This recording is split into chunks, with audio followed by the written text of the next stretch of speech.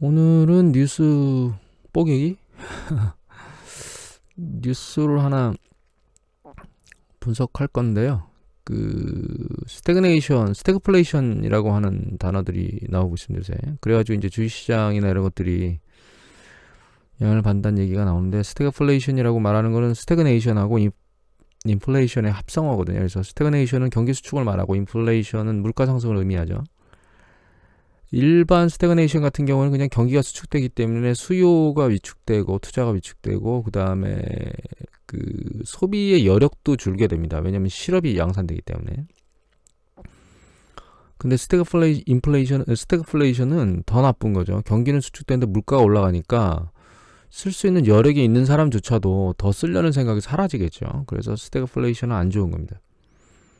근데 여기서 스태그플레이션이라고 쓰는 거는 제 생각에는 그냥 기사를 자극적으로 뽑으려고 하고 있는 것 같아요.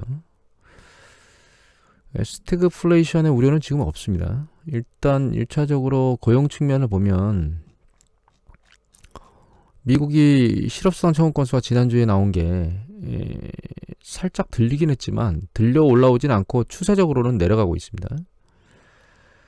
두 번째는 난팜 비농업 부분 고용을 보면 이 작년에 그러니까 올 1월 달에 마이너스 14만 명 이후에는 고용이 줄어든 적이 없어요. 코로나 팬데믹 이후에. 그러니까 결과적으로는 고용이 계속 늘어나고 있다는 뜻이거든요. 스태그플레이션의 내용 안에는 고용도 침체되는 부분들이 포함되어 있습니다. 경기 수축 국면에는 고용이 줄어들고 실업이 늘어나기 때문에, 그러니까 그런 상황이 아니라는 거죠. 물론 여기서 보면 상당히 많이 줄었기 때문에 얘가 마이너스로 떨어질 수도 있겠죠. 향후에 보면 뭐 그런 것들을 생각하고 얘기를 할 수도 있습니다. 그리고 또 한 가지, 실업률은 내려오고 있습니다. 추세적으로. 그죠? 5.4에서 5.2로 떨어졌어요. 물론 또 실업률 안에서 보면 실업률 안에는 구직을 단념한 사람들은 또 빼면서 실업률을 계산하기 때문에 그런 부분들을 또 감안해 보면 구직 단념자가 늘어나게 되면 실업률이 떨어지는 현상이 착시로 발생할 수도 있습니다. 다만 이 다른 부분을 좀 보면, 이거를 보면 여기 보시면 지금 제가 보여드린 이게 일자리가 증가하는 거거든요. 그러니까 신규 일자리가 굉장히 높은 수준을 증가하고 있어요. 통상적으로 인플레이션 수준에 가면, 인플레이션이나 경기 수축 국면에 가면 일자리가 줄어듭니다. 기업들도 소비가 안 일어나고 소비가 안 일어나니까, 수요가 안 늘어나니까 결과적으로 일자리를 줄이거든요. 근데 지금 반대로 일자리가 늘어나고 있어요. 그리고 전체 고용도, 이게 전체 고용인데 비농업 부분 추세적으로 올라가고 있습니다. 지금 이게 점선이 오고. 그리고 한 가지를 더 보면, 이게 요번에 고용과 관련된 데이터인데 한 달 전 거하고 좀 다른 거거든요. 그러니까 한 달 전 거하고 차이예요. 근데 잘 보시면 이제 이 중앙선 라인으로 내려가 있는 게 있고 올라가 있는 게 있습니다. 그러니까 내려가 있으면 전월보다 줄어든 거예요. 그러니까 실업이 양산된 거죠. 늘어난 거는, 오른쪽에 있는 거는 늘어난 거예요. 근데 이 중에 줄어든 게 여기 보시면 공공부문에서 8,000명 정도 줄어들었고요. 그 다음에 또 하나가 여기 유틸리티 산업에서 1,300명, 그 다음에 리테일 트레이드 쪽에서 28,500명 정도 줄었습니다. 거기서 상당히 많이 줄었어요. 그 다음에 이제 건설 부분에서 3,000명 정도 줄었거든요. 그거 이외에는 변화가 없거나 오히려 늘어났습니다. 근데 우리가 이제 유심히 봐야 될 거는, 왜 이제 비농업 부분이 뚝 떨어졌느냐. 여기서 차트에서 보면 비농업 부분이 잘 올라가다가 보면 비농업 부분이 여기 퉁 해가지고 100만이 넘다가 갑자기 뚝 떨어졌죠. 20만으로. 그 이유가 뭐 때문에 그런 거냐면, 이게 3개월 전, 그 이전을 볼게요. 한번 쭉 12개월 전 통계를 놓고 보면 여기 보시면 상당히 많이 늘었죠. 여기가 어디냐면 레저하고 숙박 쪽입니다. 6개월 전하고 비교해보면 역시 레저하고 숙박이 가장 많아요. 여기도 마찬가지로 3개월 전까지만 해도 레저 숙박이 가장 많았거든요. 근데 여기 보시면 최근 한 달치를 보면 여기가 레저 숙박인데 변화가 없습니다.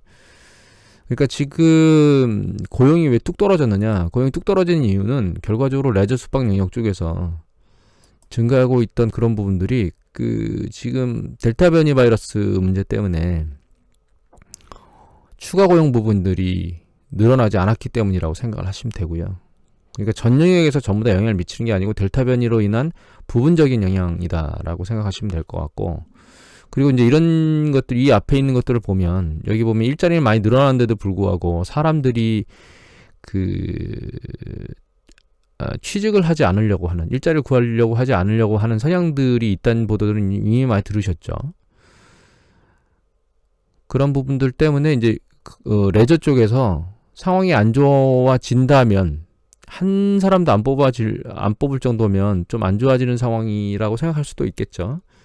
그럼에도 불구하고 이제 줄질 않는다. 결과적으로 한번 일자리를 사람을 내보내면 뽑기가 어려우니까 쫓아내지는 않고 신규로 뽑지는 않았다. 이런 개념으로 받아들이시면 될 것 같아요. 그래서 지금 스태그네이션을 생각할 필요는 없습니다. 저는 그냥 자극적인 기사를 뽑은 거고, 그럼 이제 인플레이션 문제를 좀 생각해 봐야 되는데, 또 스태그네이션 좀 더 볼게요. 생산 쪽에 보통 PMI 지수가 중국 쪽은 수축 국면에 거의 붙었고 50.1이고, 제조업이 서비스는 47.5로 이미 약간 경기가 둔화된다라고 하는 쪽으로 붙었습니다. 중국은. 하지만 카이신 제조업 지수도 마찬가지예요. 카이신 제조업 지수는 이제 경기가 둔화되는 쪽으로 붙었거든요. 중국 같은 경우에는. 하지만 여기 유럽 보면, 유럽은 아직도 상당히 좋아요. 제조업 지수가 60이 넘고, 미국도 제조업 지수가 상당히 좋죠. 60 넘어 있고, 여기 보시면 미국 ISM 제조업 지수도 역시 높게 나왔습니다. 카이신 제조 서비스도 안 좋게, 중국은 하여튼 안 좋게, 세 개의 축 중에 중국 축이 좀 안 좋게 나왔어요. 하지만 유럽 괜찮죠. 미국, 이거는 마켓에서 발표하는 서비스 PMI 지수고, ISM 제조업 지수에서 발표하는 서비스 PMI는 여기 보시면 좋게 나왔습니다.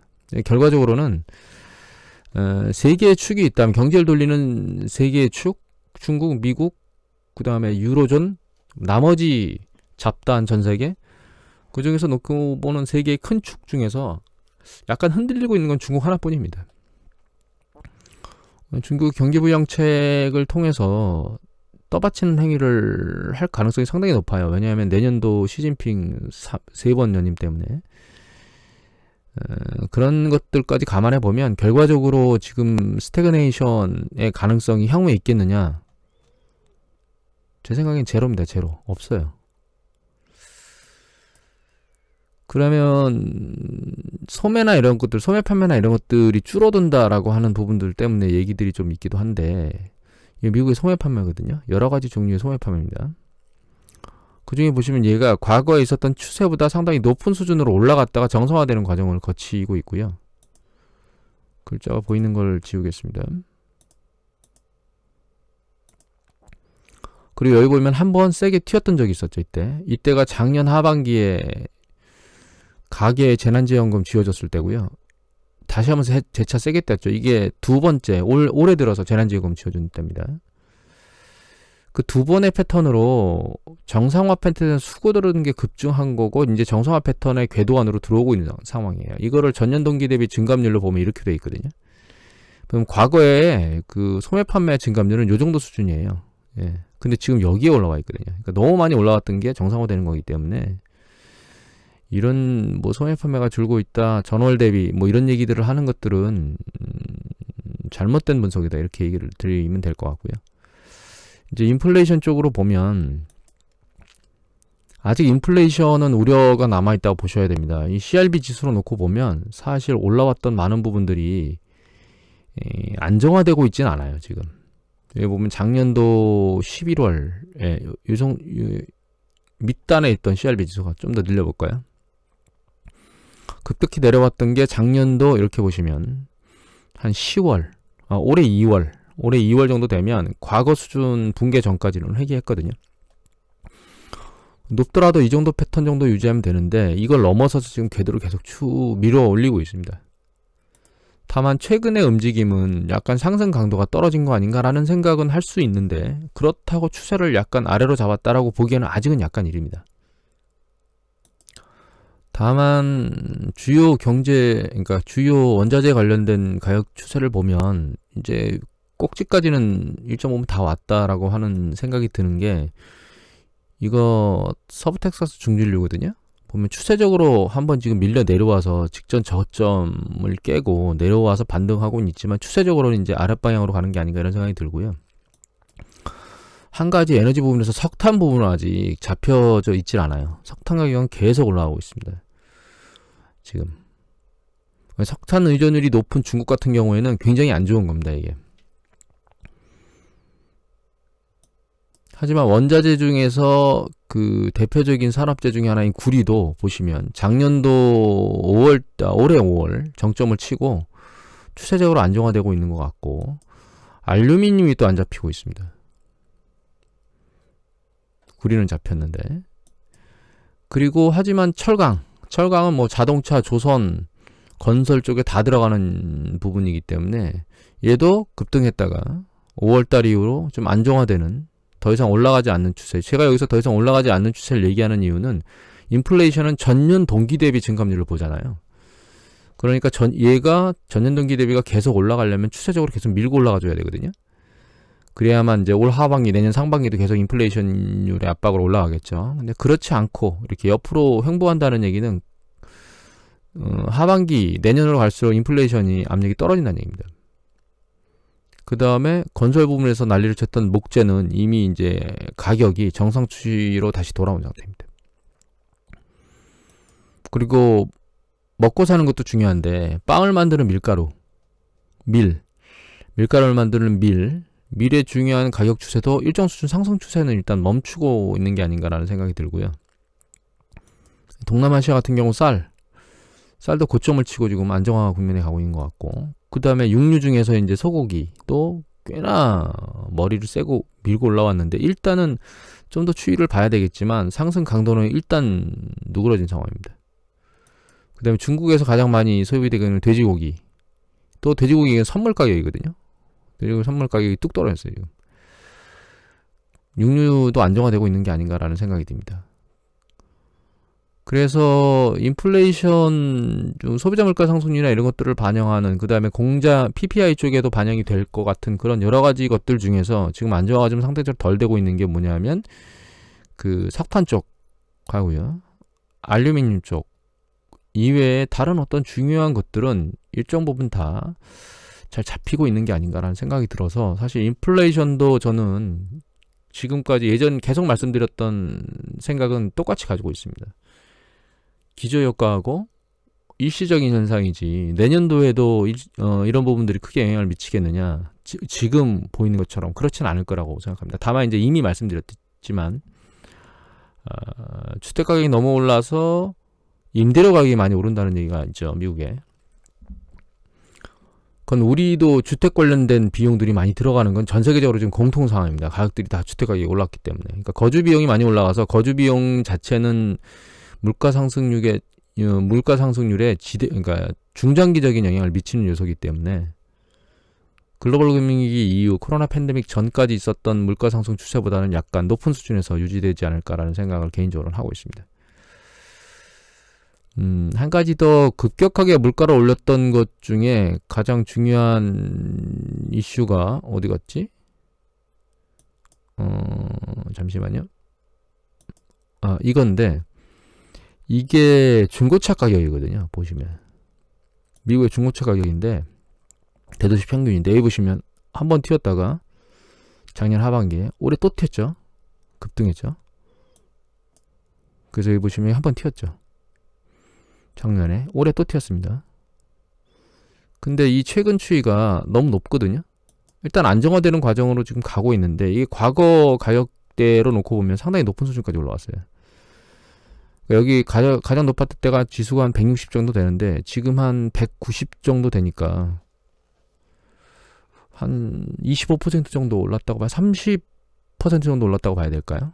중고차가에 이렇게 무한정 올라갈 수는 없습니다. 그리고 일정 부분 수요가 몰렸으면 수요 부족 부분은 어느 정도 해소됐을 가능성이 있거든요. 물론 이게 추세적으로 한 번 더 튀겠다라고 하는 가능성이 없다고 볼 수는 없습니다. 다만 과거에 비해서 너무 많이 오른 거에 비하면 여러분들 생각하기에 중고차 이렇게 올랐는데 중고차를 또 잡아야 되겠다는 생각을 하는 사람들이 덜겠죠. 강제적이지 않은 이상은. 그리고 얘가 내년도에도 영향을 미치려면 내년도에도 이렇게 미친 듯이 튀는 그런 현상들이 반복돼야 되는데 그게 가능하겠느냐? 이건 좀 불가능하다 이렇게 생각을 해야 될 것 같아요. 항공요금도 급등했다가 좀 안정화되고 있는 과정을 보이고 있다라고 하는 기사들을 제가 봤거든요. 그래서 인플레이션은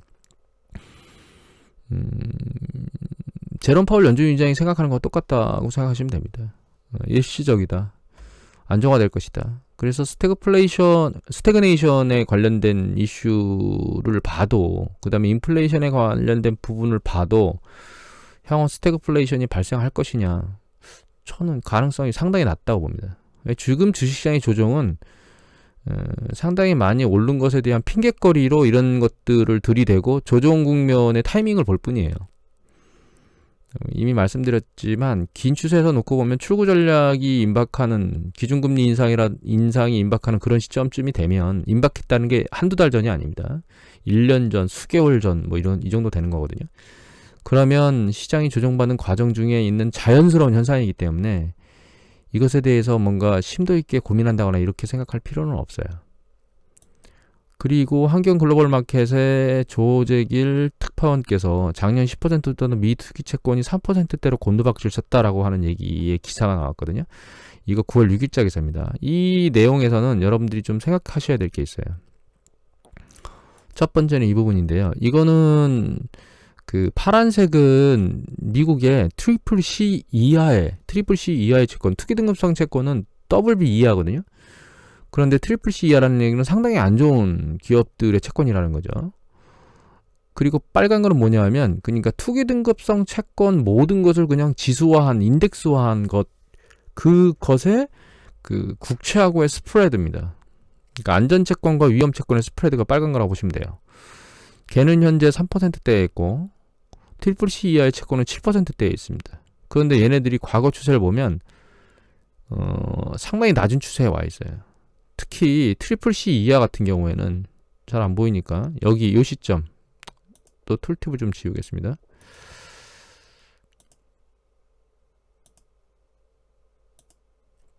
보시면 여기 보면 여기가 가장 낮은 수준이었거든요. 근데 여기가 점선보다 한 중앙쯤 좀 위에 있잖아요. 지금 거기보다 더 낮아요. 그러니까 트리플 C 이하가 가장 역대 수준, 가장 낮은 수준에 와 있습니다. 지금.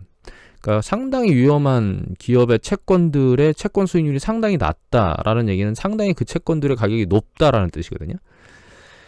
수익률과 가격은 반대니까. 근데 이 기사에 보면 그런 내용들이 왜 그런지, 여기 보시면 아예 평가 등급 없는 북유럽 채권을 사기도 한다. 그래서 채권 투자의 대가인 빌그로스가 현금 외에 채권도 쓰레기통에 가 있다. 이 위험한 게 뭐냐면, 이거는 이 차트는 여기서 쓴 거는 미국의 그 신용등급 채권의 그 평균, 그러니까 투기 등급성 채권의 평균 수익률이에요. 그러니까 아까 스프레드는 아니고, 스프레드하고 다른 거고, 평균 신용등급 채권하고 투기 등급성 채권의 평균 신용등급을 인덱스화한, 투기 등급성 채권의 채권 수익률을 인덱스화한 거라고 생각하시면 됩니다. 중요한 건 여기에 있는데, 여기 보시면 금융회사 경영진이 채권 운용 역도를 대상으로 더 높은 성과를 내라고 압박하고 있는데, 그러니까 결과적으로 다른 자산 가격이 많이 뛴 것에 대해서 채권에서는 운용할 대안이 없잖아요. 대안이 없으니까 투기 등급성 채권에 대규모로 매입을 한다는 거예요. 트리플 C 이하의 하이힐드 채권을 매입하면 더 높은 등급의 채권보다 조금이라도 이익을 더 낼 수 있으니까. 그래서 아까 말씀을 여기 보여드렸듯이, 이 차트에서 보여드렸듯이 트리플 C 채권의 수익률이 밑으로 계속 떨어진다는 얘기는 누군가 계속 이 채권을 사준다는 뜻이거든요. 그래서 가격이 올라간다는 뜻이거든요. 결과적으로 채권 운용력들이 상당히 위험한 트리플 C 이하의 채권들을 계속 매집하고 있다는 뜻이에요. 역대 가장 여기에 매집하는 수요가 많이 늘고 있다는 뜻이죠. 이거는 거꾸로 말하면 문제가 발생했을 때 채권 시장의 요동성이 클 수 있다는 뜻입니다. 그리고 여기 보시면 이게 하이힐드 채권의 그러니까 투기 등급성 채권의 북유럽 쪽, 여기 북유럽 쪽 채권 발행이거든요. 폭발적으로 막 늘어나고 상당히 높죠. 과거에 비해서. 이게 과연 그러니까 하이힐드 채권의 발행이 높고 여기에 대규모로 이렇게 물량이 몰려 들어가는 것이 과연 정상적인 패턴이냐, 좀 안 좋습니다. 이게 그리고 여기에 그 예전에 글로벌 금융위 때 폭락을 얘기했던, 금융시장 폭락을 얘기했던 CDO가 있었거든요. 여러 개의 서브프라임 채권을 뭉쳐가지고 신용도금이 높은 어떤 형태로 변환시킨 다음에 그거를 전 세계에 팔았던, 그래서 그게 나중에 주택가격이 폭락했던 그런 사태가 서브프라임 모기지가 발생한 거예요. 물론 걔가 먼저 발생하고 그 다음에 이제 CDS 프리미엄이 폭락하면서 CDS 관련된 것들이 흔들리면서 이제 뭐 JP모건 파산하고 뭐 이런 일들이 발생했었는데, 요번에도 주택가격이 폭발적으로 올라가고 있잖아요. 그런 부분들하고, 그다음에 하이힐드 채권이 사실 요번에 코로나 팬데믹 때 대규모로 팽창했던 신용이 그러니까 그 글로벌 금융위기 이후에 한 10년 넘게 10년 정도 흘러왔던 이런 대규모 신용 팽창에서 많은 부분의 영역들, 부실화된 영역들이 지금 정리가 안 되고 지금 넘어왔거든요. 근데 그런 쪽에 투자가 늘어나고 있다는 뜻입니다. 금융 투자가.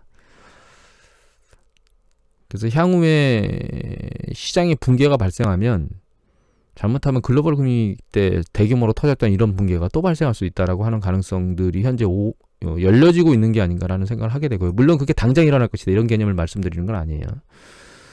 근데 조심스럽게 액션을 취해야 되는, 향후에 경기 수축 사이클에 여러 가지 경제 지표가 경기 수축으로 갈 거라고 예측이 되고, 실제로 경기 수축이 발생할 때 이번에 코로나 팬데믹 때 발생했던 이런 패턴 말고 글로벌 금융위기 때 발생했던 좀 큰 폭의 하락 정도, 이런 큰 금융위기의 혼란스러움, 그다음에 상대적으로 경기 수축 국면이 길었죠.